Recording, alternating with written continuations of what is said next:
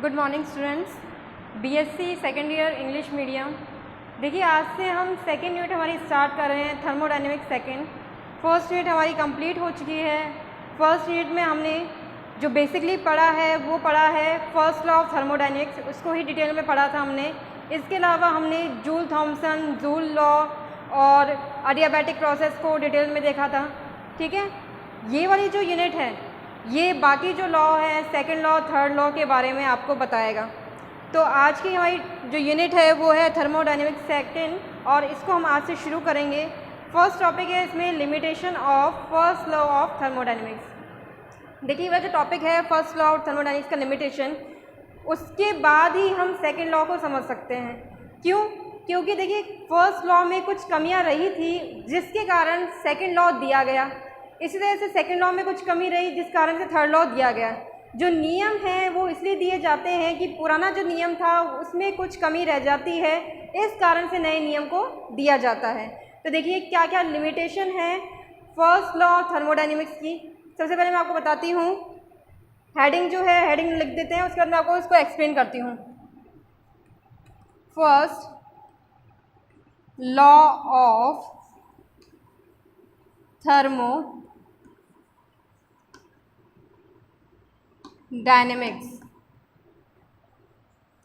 तो देखिए, first law of thermodynamics क्या था, आपको याद होगा। फर्स्ट लॉ ऑफ थर्मोडायनेमिक्स में हमने पढ़ा था energy can neither be created nor be destroy but can be transform in one form to another.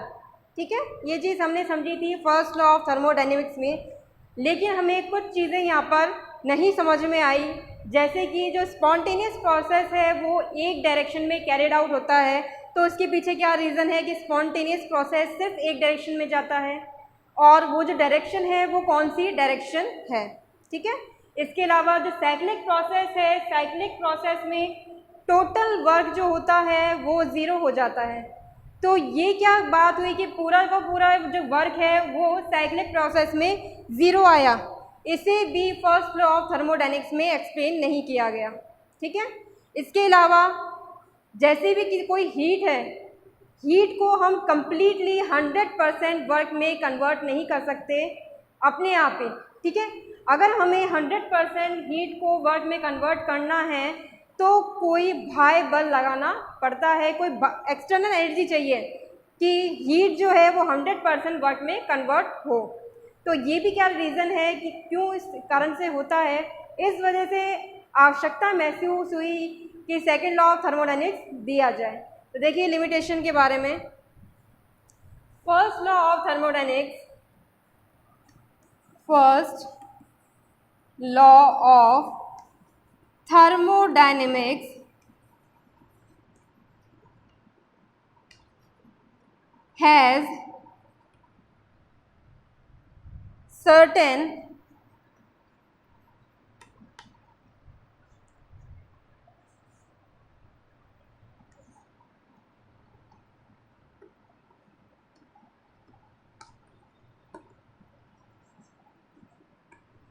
limitation from which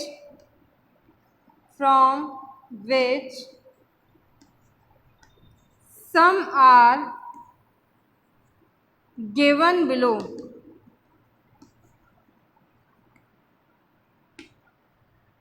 ठीक है, तो अब देखिए क्या जो सर्टेन लिमिटेशन है उसके बारे में हम समझते हैं। जैसे मैंने अभी बताया कि जो स्पॉन्टेनियस प्रोसेस है वो एक ही डायरेक्शन में क्यों कैरिड आउट होते हैं, वो रीज़न नहीं पता।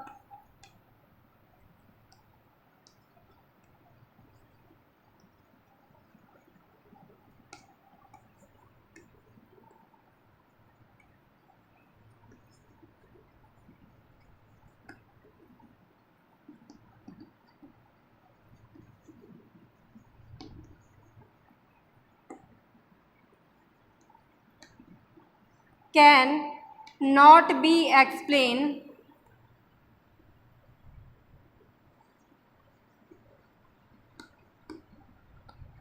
also direction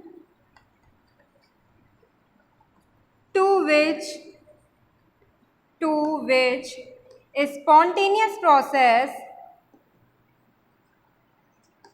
process are carried out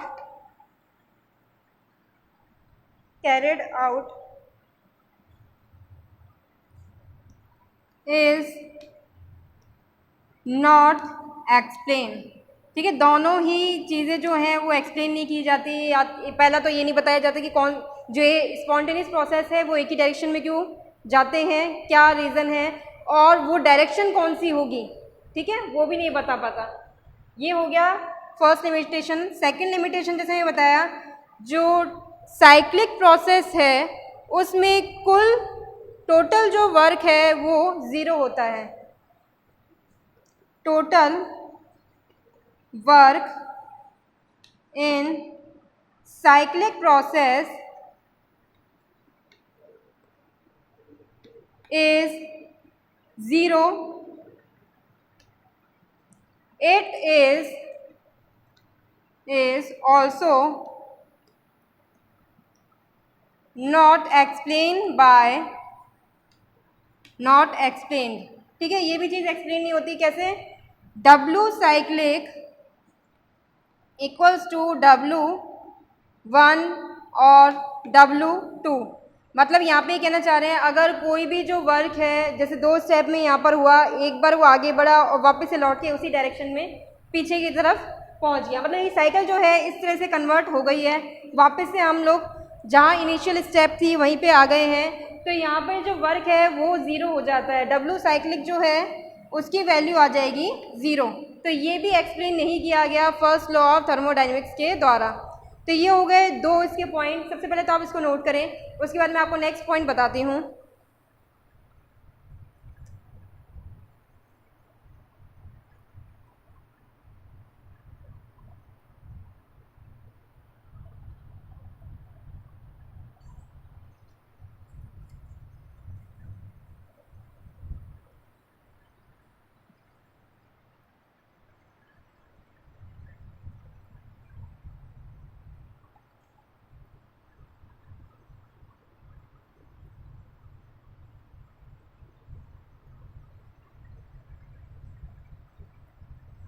okay, देखिए जो नेक्स्ट पॉइंट है उसके बारे में हम बात करते हैं।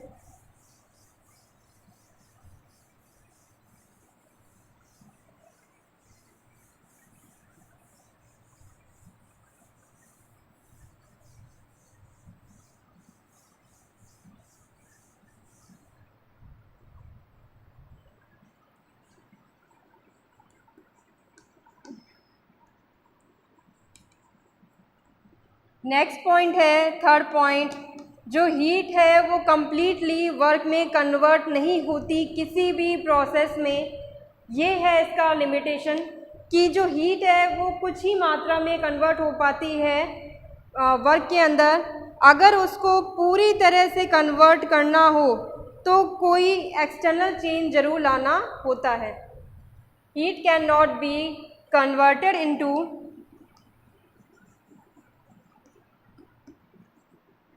work completely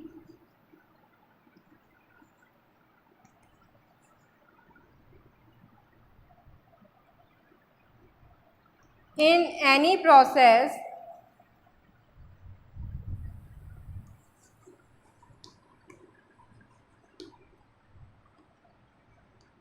without any external change in process। ठीक है, तो ये हो गया थर्ड पॉइंट, और यही तीनों रीज़न है जिसको एक्सप्लेन करने के लिए सेकेंड लॉ ऑफ थर्मोडायनेमिक्स की आवश्यकता पड़ी, उसका आविष्कार हुआ एक तरह से। To explain all above limitation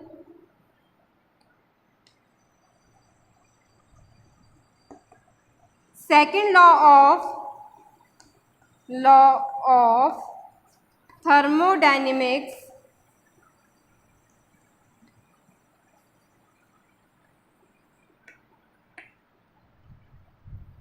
जो सेकेंड लॉ ऑफ थर्मोडायनेमिक्स है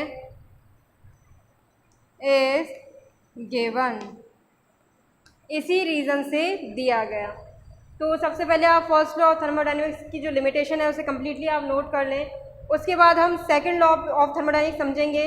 पर उससे पहले सेकेंड लॉ ऑफ थर्मोडायनेमिक्स को समझने से पहले हमें ज़रूरी है कि हम जानें कि स्पॉन्टेनियस प्रोसेस क्या होते हैं, क्या उसके एग्जाम्पल है और क्या उसके करेक्टरिस्टिक है। क्योंकि स्पॉन्टेनियस प्रोसेस अगर हमको नहीं समझ में आएगा तो हम सेकेंड लॉ ऑफ थर्मोडायनेमिक्स को नहीं समझ पाएंगे। तो नोट डाउन करें सबसे पहले इसको।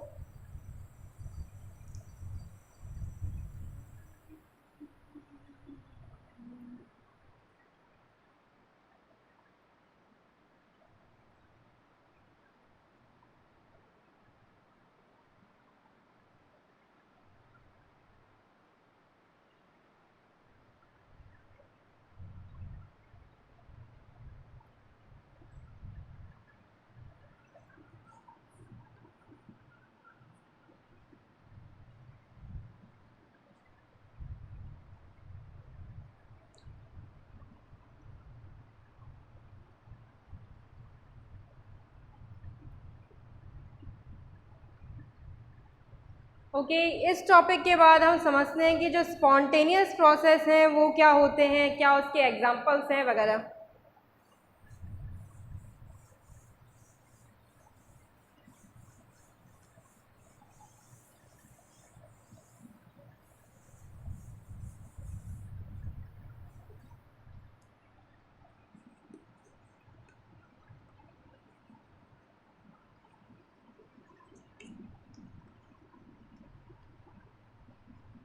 स्पॉन्टेनियस प्रोसेस, स्पॉन्टेनियस जो शब्द है वो आपको समझ में आ रहा होगा। स्पॉन्टेनियस का मतलब है जो अपने आप ही हो जाए, ठीक है।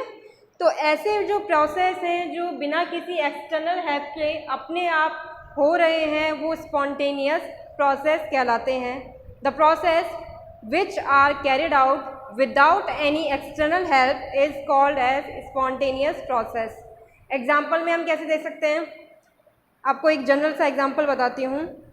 जैसे जो पानी है वो ऊंचाई से नीचे की तरफ बह रहा है, नीचे की तरफ आ रहा है, तो पानी जब तक नीचे की तरफ आता रहेगा जब तक कि उन दोनों का जो लेवल है वो बराबर ना हो जाए, ठीक है। यानी जब तक साम्यावस्था या इक्विलिब्रियम नहीं मेंटेन होता, दोनों लेवल समान नहीं होते, जो पानी का फ्लो है वो मेंटेन रहेगा और ये जो प्रोसेस है वो अपने आप होता रहेगा। प्रोसेस हमेशा ऊंचाई से नीचे की तरफ जाएगा, यानी पानी हाई लेवल से नीचे की तरफ आएगा, ना कि नीचे से ऊपर की ओर। अगर नीचे से ऊपर की ओर भेजना होगा तो वो एक स्पॉन्टेनियस प्रोसेस नहीं होगा। नेचुरली पानी ऊपर से नीचे की तरफ जाता है, इस वजह से ये स्पॉन्टेनियस प्रोसेस है। फर्स्ट एग्जांपल इसका हो गया। इसके अलावा कोई गैस किसी कंटेनर में भरी हुई है, तो उस गैस का जो प्रेशर है उसे अगर हम रिलीज़ करें दूसरे कंटेनर में, मतलब ये समझ लें कि इस टाइप का कोई एक, जो हमने जूल लॉ में हमारा जो एक्सपेरिमेंट था आप उसको याद कर लें। इस टाइप के दो बल्ब बने हैं जिसे कि हमने स्टॉप कॉर्क से रोका हुआ है, ठीक है। अब देखिए इसमें क्या था, स्टॉप कॉर्क में अगर एक में गैस भरी हुई है, ए में जैसे मान लेते हैं गैस भरी हुई है, तो प्रेशर ऊपर से अगर खोला जाएगा तो गैस बी जो बल्ब है उसमें जाना शुरू करेगी और जब तक इक्विलिब्रियम मेंटेन नहीं होगा ये गैस जो है दूसरे बल्ब में जाती रहेगी। मतलब ऑब्वियस है हाई प्रेशर पे जब गैस है तो वो अपना जो प्रेशर है कम करने के लिए गैस को दूसरे बल्ब में भेज रही है और ये प्रोसेस जब तक चलेगा जब तक दोनों गैसों में बराबर गैस ना, दोनों जो बल्ब है उसे बराबर गैस ना भर जाए। तो यहाँ पे भी क्या है, हायर प्रेशर से लोअर प्रेशर में कन्वर्ट हो रहा है, कन्वर्जन आ रहा है, स्पॉन्टेनियस प्रोसेस, ये भी नेचुरल चीज़ है, ठीक है। तो यानी स्पॉन्टेनियस प्रोसेस ऐसे प्रोसेस हैं जो अपने आप हो रहे हैं बिना किसी एक्सटर्नल हेल्प के।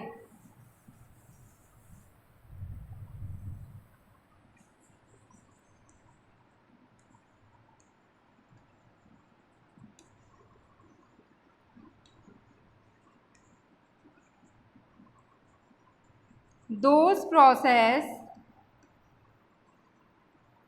which are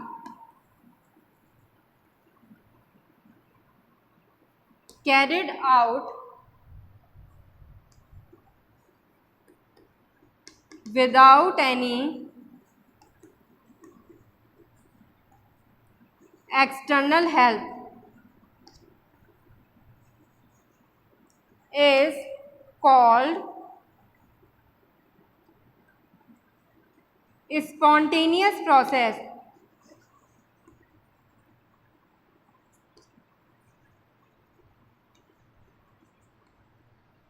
ठीक है, तो ये हो गया डेफिनेशन स्पॉन्टेनियस प्रोसेस की। अगर इसे मैं एक्सप्लेन करना चाहूँ किसी एग्जाम्पल में,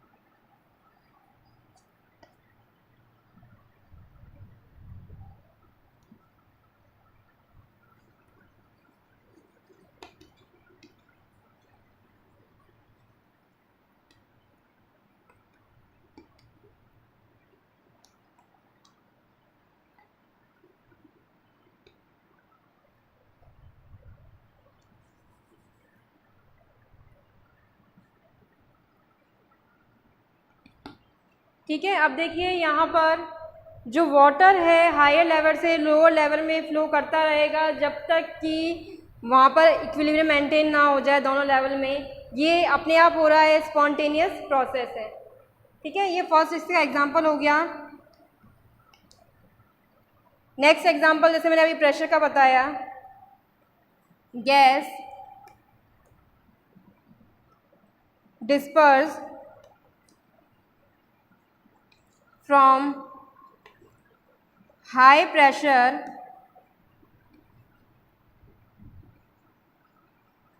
to lower pressure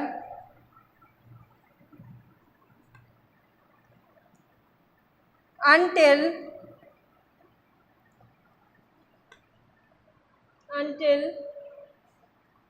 pressure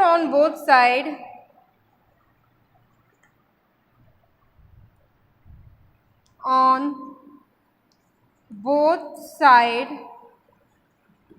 become same। ठीक है, तो ये हो गया, दो एग्जाम्पल हो गए इसके, इसको नोट डाउन करें। स्पॉन्टेनियस प्रोसेस,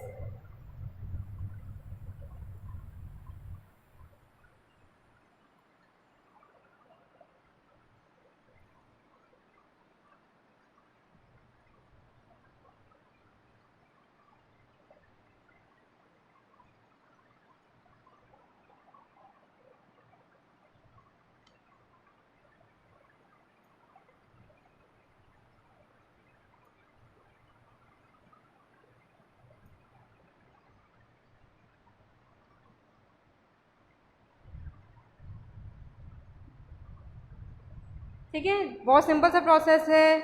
अब यहाँ पे देखिए स्पॉन्टेनियस प्रोसेस आपको समझ में आ गया होगा। तो यहाँ पे अगर हम कैरेक्टरिस्टिक्स की बात करें स्पॉन्टेनियस प्रोसेस के, तो आप अपने आप समझ गए होंगे कैरेक्टरिस्टिक्स, कुछ तो आपको समझ में आ ही गए होंगे। देखिए स्पॉन्टेनियस प्रोसेस हमेशा एक ही डायरेक्शन में कैरिड आउट होता है, जैसे कि हायर से लोअर लेवल में जा रहा है पानी तो इसी लेवल में जा रहा है, ये फिक्स है। ठीक है, तो spontaneous process are those process which are carried out in one direction। so यहाँ पर जो प्रोसेस हैं हमने पढ़े थे रिवर्सिबल इरिवर्सिबल प्रोसेस। रिवर्सिबल एक से ज़्यादा डायरेक्शन में किसी भी डायरेक्शन में कंडक्ट हो सकते थे, जबकि इरिवर्सिबल एक डायरेक्शन में कंडक्ट होते थे। तो सारे जो स्पॉन्टेनियस प्रोसेस हैं वो इरिवर्सिबल प्रोसेस होते हैं। इसके अलावा all the natural process are spontaneous process, क्योंकि ये जितने भी मैंने यहाँ पर एग्जाम्पल बताए या इसके अलावा जो भी एग्जाम्पल हैं वो अपने आप ही स्पॉन्टेनियसली कैरिड आउट हो रहे हैं, तो ये भी रीज़न है कि ये सारे के सारे जो है एक नेचुरल प्रोसेस है। जो स्पॉन्टेनियस प्रोसेस है उसकी डायरेक्शन को चेंज करने के लिए ज़रूरी है कि कोई एक्सटर्नल हेल्प ली जाए।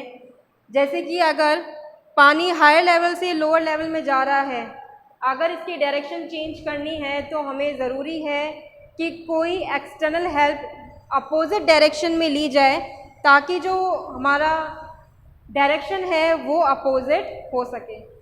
तो आपने ये नोट कर लिया होगा। इसके बाद हम पढ़ते हैं characteristics of spontaneous process.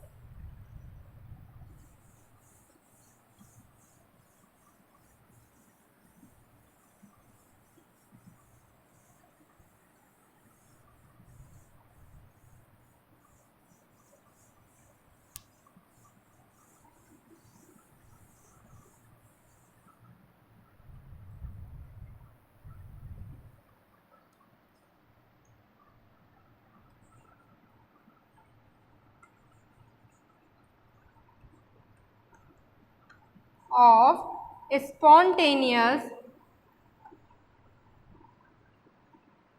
Process.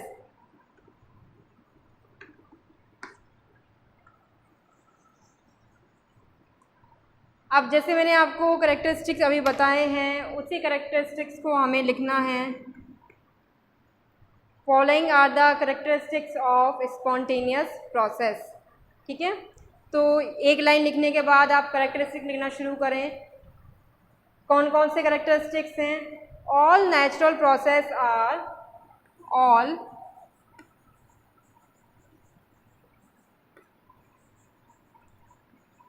process are reversible. All natural process are spontaneous process.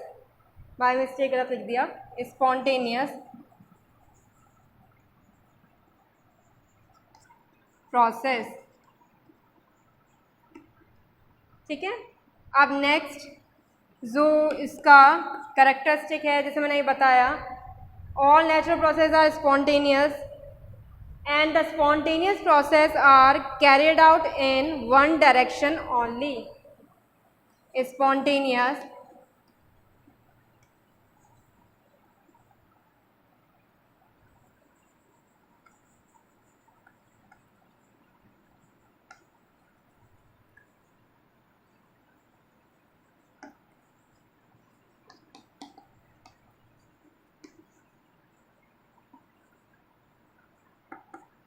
direction only।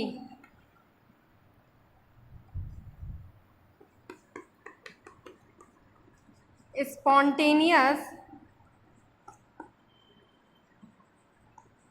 process are irreversible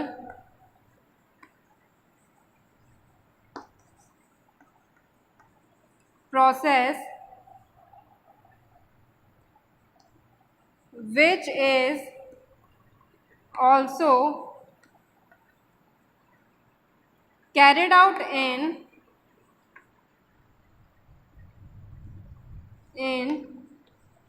one direction। ठीक है, ये हो गया इसका थर्ड पॉइंट। स्पॉन्टेनियस प्रोसेस जो हैं वो इरिवर्सिबल प्रोसेस होते हैं। नेक्स्ट जो है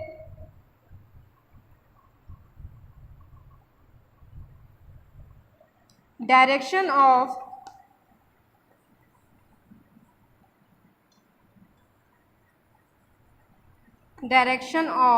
spontaneous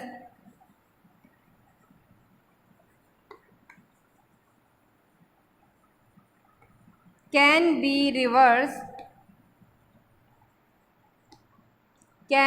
reversed by help of external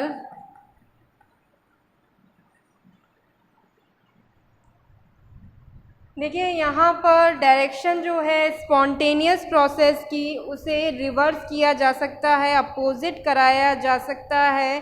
कोई एक्सटर्नल जो वर्क है, any external work by help of,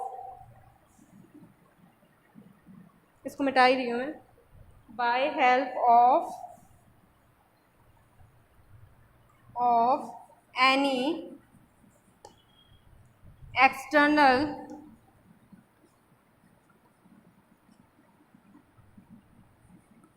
work. Clear? तो ये हो गए 4 पॉइंट। अभी 2-3 पॉइंट और बच रहे हैं, तो सबसे पहले आप इसको नोट करें, उसके बाद मैं आपको वही बताती हूँ।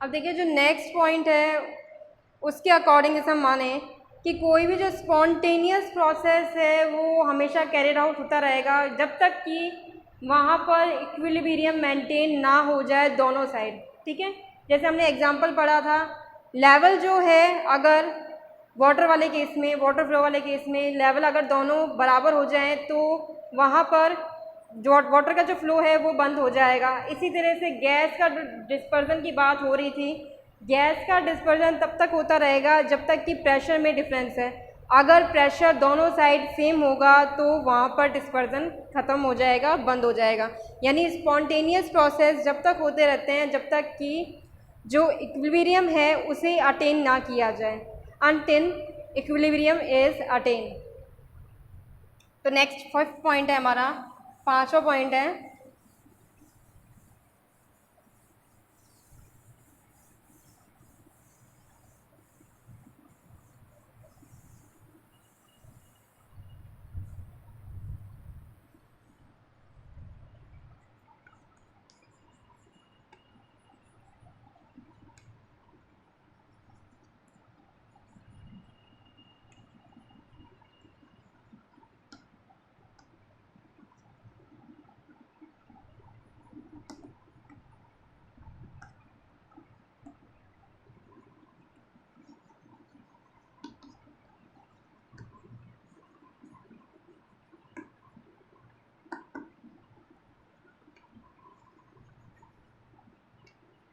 अनटिल इक्विलिब्रियम इज अटेन, जब तक तो वो कंटिन्यू रहेगा, उसके बाद जो स्पॉन्टेनियस प्रोसेस है वो रुक जाएगा।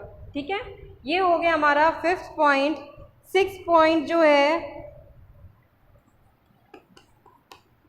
Gives free energy total, gives free energy del G is negative for all spontaneous process।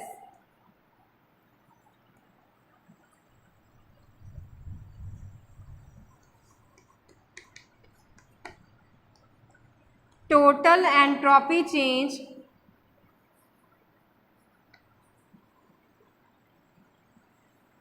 del S is positive for all spontaneous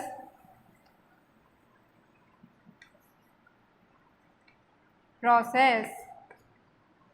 ठीक है, तो इस तरह से यहाँ पर हमने देखिए और 3 कैरेक्टरिस्टिक्स को समझ लिया।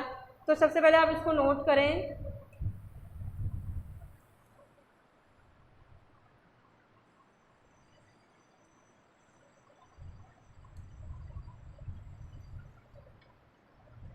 तो देखिए आज की क्लास में हमने जो नया यूनिट है हमारा थर्मोडायनेमिक्स सेकेंड, उसको शुरू कर दिया है। उसमें हमने लिमिटेशन पढ़ ली फर्स्ट लॉ ऑफ थर्मोडायनेमिक्स की।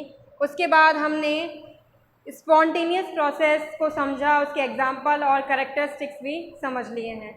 ये इसलिए समझना ज़रूरी था कि जो हमारा सेकंड लॉ ऑफ थर्मोडायनेमिक्स है उसमें स्पॉन्टेनियस प्रोसेस के बारे में कई बार बात होगी, तो वो आपको पता होना चाहिए। ठीक है, आज की क्लास में बस इतना ही। नेक्स्ट क्लास में नेक्स्ट टॉपिक पढ़ेंगे। Thank you.